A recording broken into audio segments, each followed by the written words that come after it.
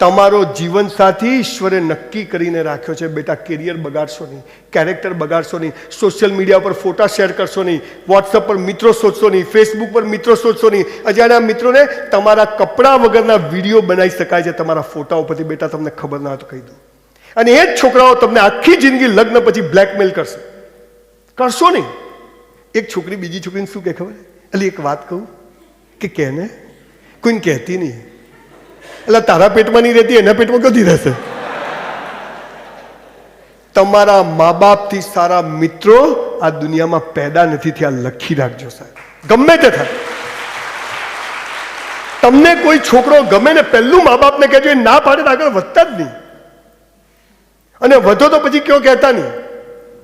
તમને ખબર નથી આ ઉંમર ભણવાની છે, કેરિયર બનાવવાની છે, બોડી બનાવવાની, સમાજ સેવા કરવાની છે.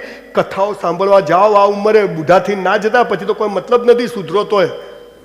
આ ઉંમરમાં સુધરી ગયા, ટપ્પી પડી ગઈ તો બાકીનું જીવન મસ્ત 50-60 વર્ષે સુધરીને શું કરવાનું?